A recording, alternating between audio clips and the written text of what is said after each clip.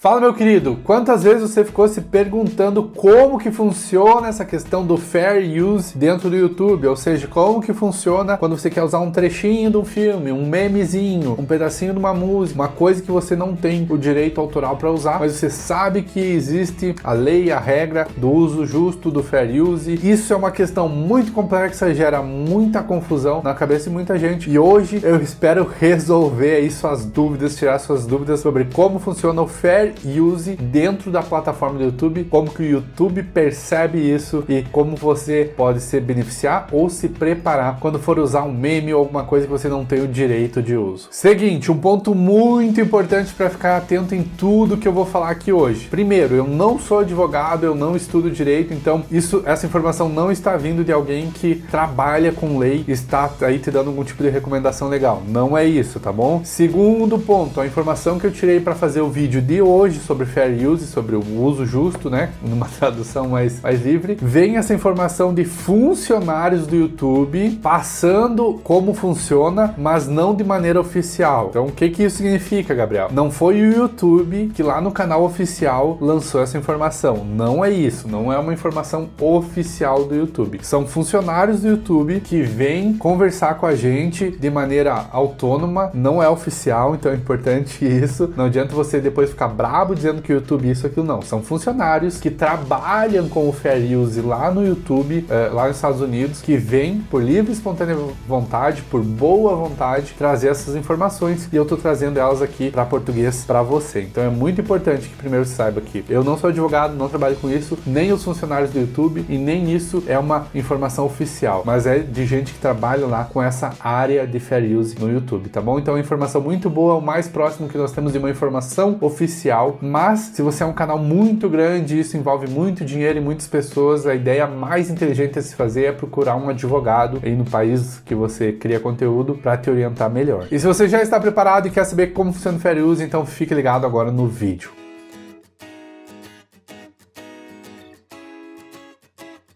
Seja muito bem-vindo, eu me chamo Gabriel Reis e hoje você vai entender um pouco melhor como funciona o Fair Use, o Content ID e o Copyright Strike, aí com essa questão de usar conteúdo de terceiro. Então, como eu expliquei no iniciozinho do vídeo, o Fair Use, ele é aí um termo em inglês que aborda o sentido, o conceito de você tem o direito de usar um conteúdo que não te pertence, um conteúdo de uma outra pessoa dentro aí de um conceito de uso justo. E é isso que o Fair Use significa, tá bom? Esse conceito existe na lei americana. Se eu não me engano, existe algo parecido aqui no Brasil, tá? Então eu sei que, por exemplo, paródia, se eu não me engano, posso estar errado aqui, mas a paródia é protegida dentro da lei brasileira. Então esse conceito de Fair Use, ele existe aí meio que no mundo inteiro, aí no direito, né? Na lei, na legislação, para as pessoas poderem trabalhar, usar um conteúdo que não é delas, que elas não têm o direito de uso, mas entende-se aí que foi usado de maneira justa, de maneira... Para vocês entenderem melhor, eu vou dar um exemplo que muitos juízes entendem que é um uso justo. Então, um professor na sala de aula, ele precisa falar de um livro, ele precisa falar de um filme, ele precisa falar de uma música, tá? Um professor de inglês. Cara, ele vai ter que tocar uma música em inglês para desconstruir lá como foi escrito a frase em inglês, enfim, desconstruir como funciona a escrita da música. E para trabalhar com isso, ele vai ter que pegar, então, uma música, vai ter que tocar ela, ou vai ter que pegar a letra dela e vai ter que apresentar para a turma. Então, geralmente, questões que estão ligadas com ensino, com educação, elas são vistas com bons olhos, digamos assim, na maioria dos casos de uso justo. Também não dá para abusar, né? Se você está ganhando muito dinheiro e está monetizando esse conteúdo, aí já começa a entrar por um outro lado e começa a ficar uma zona cinza do que eu tenho visto, tá? A mesma coisa, se você quer pegar um filme e você é um crítico de filme, crítico de cinema e quer fazer uma crítica, você provavelmente aí vai ter que usar uma partezinha do filme, uma partezinha da atuação dos atores para fazer essa crítica, certo? Quando a gente traz isso para o âmbito do YouTube, para a plataforma do YouTube, seria mais ou menos a mesma coisa. Então, se você está ensinando, se você está dando aula, se você está passando informação e precisa usar um conteúdo de terceiro para realizar o ensino que você está fazendo, geralmente tem um passe mais livre. Ainda assim, precisa ter cuidado para usar pequenos trechos. Então, você não pode pegar um filme inteiro lá de 3 horas e começar a fazer um vídeo de 10 horas onde você critica o vídeo. Provavelmente já fica uma questão uma área mais cinza, tá? Então, para vocês entenderem, o Fair Use ele existe fora fora do YouTube, e quando o YouTube e os YouTubers começam a utilizar conteúdo que eles não têm direito, então as pessoas começam a ver como que funciona o Fair Use dentro do YouTube. Então é isso que significa o Fair Use, o uso justo. Ao mesmo tempo, né, como tem as pessoas aí que precisam utilizar um conteúdo de terceiro para criar o seu próprio conteúdo, existem também as pessoas que precisam proteger. Então o cara que fez uma música, às vezes ele passou anos e anos trabalhando, estudando, aprendendo, né, falhando, gastando dinheiro, gastando tempo para criar uma música. Não é justo que as pessoas utilizem essa obra de arte, né,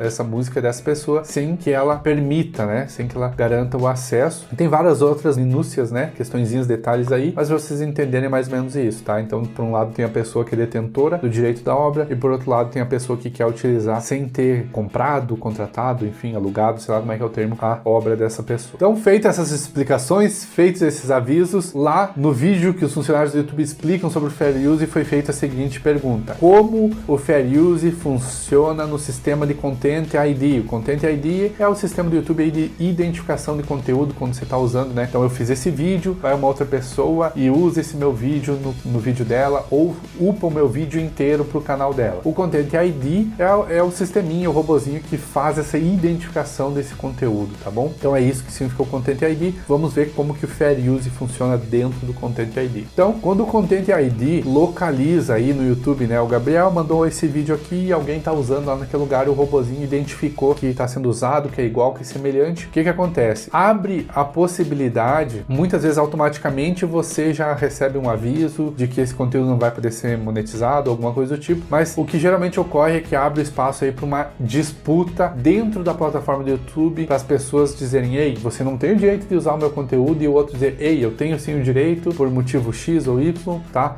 Então a plataforma do YouTube, ela disponibiliza aí um lugar, né, uma arena para essas pessoas argumentarem quem tem o direito ou não de uso, tá? Ainda assim, geralmente fica para o criador original do conteúdo determinar se aquilo lá tá certo ou errado, e não o YouTube. Então essa é uma impressão errada que as pessoas têm de como funciona o sistema. Geralmente as pessoas acham que é o YouTube que decide, né, se você pode ou não usar. Não, isso não ocorre, tá, gente? Quem cria o conteúdo original ou envia o conteúdo original, né, pro YouTube, essa pessoa vai decidir se você pode ou não usar esse conteúdo, tá? E o que acontece? O YouTube em momento nenhum se envolve nessa disputa, nessa briga, ele só dá a você as ferramentas para vocês se comunicarem e trocarem essa ideia, tá? O que acontece? Eu, Gabriel, posso, sei lá, baixar num torrent ilegal um filme lançamento aí, o novo Vingadores, eu upo pro YouTube e fico dando em strike, né, fico pegando aí, usando o Content ID de forma errada. Isso acontece porque o YouTube não tem como saber quem de fato é o criador original da obra, certo? O YouTube entende que quem enviou primeiro provavelmente é o criador original, tá? Dito isso, o YouTube não é cego, né? O YouTube entende que tem pessoas que estão usando esse sistema de má fé. E o que ocorre, certo? Quando tá rolando essa disputa, você diz assim: esse conteúdo é meu, porque, né, eu sou o criador original, não sei o que, e a outra pessoa fica ali: não, eu tenho o direito de usar, e esse conteúdo nem é seu, você, enfim, tá tendo essa disputa. O YouTube dá espaço para quem enviou lá o arquivo, o vídeo, mandar um documento dizendo: ei, tá aqui, ó, tá aqui no documento, eu sou o dono original por causa disso, não sei o que, eu tenho o direito de uso e você não. Quando a pessoa envia esse documento, ela se coloca numa situação legal, dentro da lei, de que ela tá dizendo assim: eu sou o detentor desse direito, eu posso usar esse conteúdo, você não. E isso começa a ficar bem sério, porque se você estiver fazendo isso de maneira fraudulenta, se você não for de fato detentor daquele direito, você pode sofrer um processo, sofrer aí graves penas. Nos Estados Unidos ficou bem claro que isso ocorre, inclusive, se você disser que você é dono, né, de um direito de uso ou dono de uma obra quando você não é. Você pode sofrer várias consequências legais aí, provavelmente vai ser processado eventualmente e pode pagar multas bem grandes. Então o YouTube, entendendo isso, ele dá à pessoa que enviou o arquivo a possibilidade de apresentar um documento assim. Quando ela apresenta um documento assim, se ela está fazendo fraude, ela já vai ficar meio: opa, acho melhor eu não enviar esse documento, porque se eu estou fraudando, aí eu abro ainda mais espaço para me complicar com a lei. Então o YouTube, de maneira muito inteligente, possibilita para quem enviou o arquivo fazer isso. Já do outro lado aqui, quem está disputando, né, porque usou um trecho, porque usou uma parte ou porque tem o direito de uso, essa pessoa que está aqui, ela também pode ficar disputando, e ela pode inclusive mandar um documento pro YouTube, dizendo pro YouTube, não, essa pessoa não tem o direito, eu sou o detentor do direito de uso, ou eu sou o dono original dessa obra, desse vídeo, enfim, o que for, desse conteúdo, e YouTube você tem que me deixar enviar. A partir daí, o YouTube explica que dentro de 10 dias, o detentor original tem que fazer um contra-argumento aí, disputar isso, senão o YouTube é obrigado a entender que essa pessoa é realmente a detentora do direito de uso, tá? Isso entra em vários detalhes legais, tá, gente? Muita coisa que o YouTube faz, da forma que faz, não é porque ele quer, mas sim para se proteger novamente da lei, especialmente da lei que está na Europa hoje, do artigo 13 e várias outras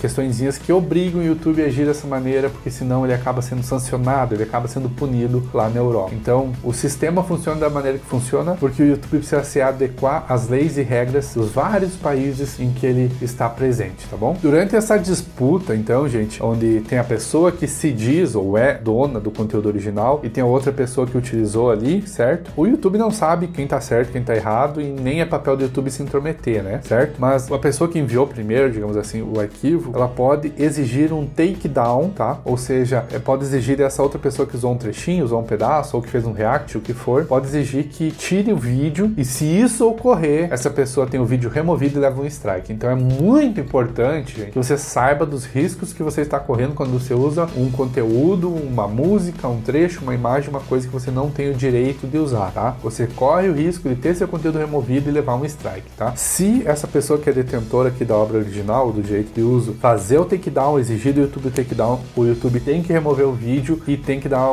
um strike no canal. Isso ele tem que fazer conforme a lei, tá? Então, entenda bem dos riscos quando você for aí usar um meme, algum pedacinho de alguma coisa, tá? Se isso ocorrer do detentor original aí do uso, ou quem se diz, né, que a pessoa pode ser fraudador, ou pode inclusive estar errada, certo, na sua interpretação, se isso ocorrer, essa pessoa aqui, ela vai fazer o takedown, a pessoa lá vai ter o vídeo removido, vai levar o strike. Essa pessoa que sofreu o strike, que teve o vídeo removido, ele pode enviar um documento pro YouTube exigindo que o seu vídeo vá de novo ao ar e que ele tem de fato o direito de uso, enfim, do conteúdo. O negócio começa a ficar cada vez mais grave e o YouTube tem que restituir esse vídeo se dentro de 10 dias esse detentor original não fizer um processo na justiça e trazer para o YouTube. Então é mais ou menos assim. Detentor original, ou quem se diz ser detentor original, pede o takedown do vídeo lá que usou seu conteúdo, o vídeo cai, essa pessoa que leva um strike, certo? Ela chega pro YouTube e diz, não, YouTube, não é bem assim, eu tenho o direito de usar essa música, ou o que for, tá aqui a prova. O YouTube tem que trazer o vídeo de novo ao ar e remover o strike se dentro de 10 dias essa pessoa aqui, que é o dono original, não apresentar pro YouTube. Tá aqui, estou processando o cara, né, que usou meu conteúdo, estou processando ele, tá aqui, ó, tá na forma da lei, na justiça, estou processando e o YouTube pode tirar o magrão lá. Então o negócio começa a escalonar, começa a tomar uma proporção muito grande e muito rápida. Por isso que a minha recomendação, como quem cria conteúdo e trabalha com isso de maneira profissional, é não utilize nada de que você não tem o direito de uso. E se você está na Europa, preste ainda mais atenção, porque depois do artigo 13 isso ficou ainda mais complexo. E ponto número 2, aqui no Brasil também temos que ficar muito atento, porque recentemente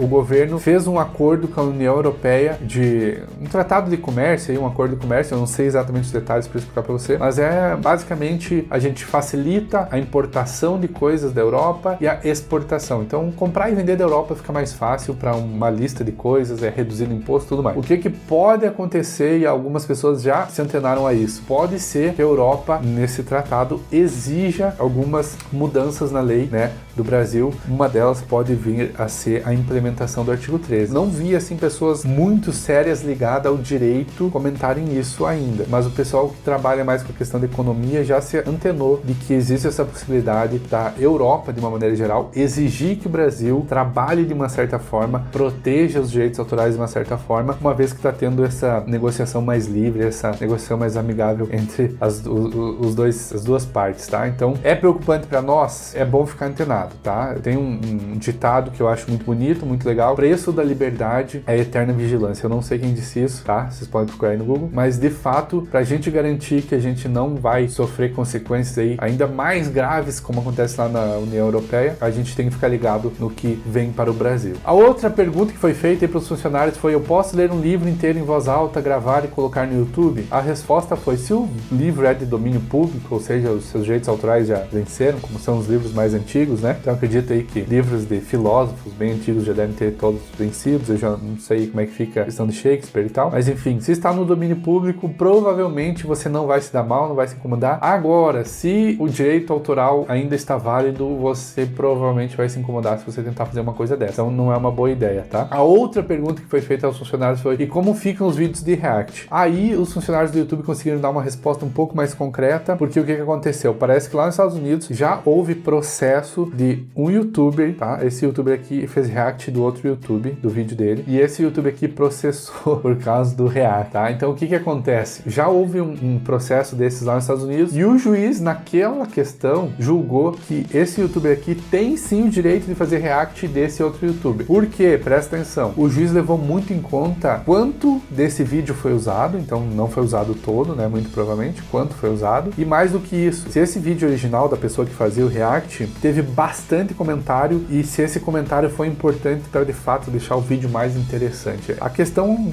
que o juiz olha, e cada juiz pode olhar de uma maneira diferente, porque é um negócio, uma área muito cinza ainda, mas o que o juiz olha é quanto foi usado originalmente, né? Isso é importante, mas não é um fator decisivo, tá? Mas é um pouco importante. E se o vídeo que usou o conteúdo da outra pessoa teve por si só vários elementos ali, como a questão do comentário, que transformam o vídeo numa obra única, tá? Claro que, como eu falei aqui, com questão de professor, que é a educação, ou crítica, é mais tranquilo. Agora, você fazer um vídeo super legal e usar um trecho de uma música, não tem comentário, não tem crítica, então você só tá usando algo de uma maneira injusta, tá? Então, é uma área muito cinza. Eu tentei explicar aqui da melhor forma possível com a informação que eu tive dos funcionários do YouTube e do que eu sei de lei e de direito de uma maneira geral, mas é uma área cinza. A melhor coisa que você pode fazer para se proteger disso é não utilizar conteúdo de outras pessoas, o que é muito difícil. Se você decidir utilizar, tenha certeza de utilizar o mínimo possível e que não use aquilo, né, ou que use aquilo geralmente de uma maneira mais educativa ou fazendo uma crítica, uma paródia, o que for, tá? Provavelmente você vai estar mais protegido aí, mas se você não quer se incomodar, se você quer evitar processinhos, se você quer evitar desmonetização e strikes, não utilize o que você não tem o direito de uso, tá? Conforme a gente avança aí nos anos, provavelmente isso vai ficar cada vez mais, ainda mais restritivo, tá? Então, há comentários que na Europa, o quadro aqui que tem um Mario ou Harry Potter já seria uma coisa que eu não poderia utilizar nos meus vídeos, porque eu não tenho direito de uso, tá? Aqui no Brasil eu acredito que isso ainda não faça o menor sentido, então a gente ainda tá protegido por enquanto, tá bom? Mas o melhor é você evitar esse tipo de problema. Também foi perguntado para os funcionários se você pôr lá um aviso dizendo: esse conteúdo pertence, né, eu vou fazer um react do vídeo do Felipe Neto, esse conteúdo pertence ao Felipe Neto, eu não tô tentando quebrar. Não ajuda. Não adianta você pôr aviso, não adianta você pôr nada lá. A não ser naqueles casos, é claro, de quando o direito tá liberado para o uso desde que você cite a fonte original. Aí é outra coisa, não tem a ver com quebra de direito autoral, tá? De uma maneira geral, então, gente, a maneira de se proteger é não utilizar conteúdo que você não tem o direito de uso, tá bom? Espero que você tenha gostado desse vídeo. Se ficou muito confuso, se precisa explicar alguma coisa melhor, comenta aí embaixo. Se você acha que eu expliquei alguma coisa errada ou se você tem exemplos na lei, comenta aí embaixo também. Eu me chamo Gabriel Reis e vejo você no próximo vídeo.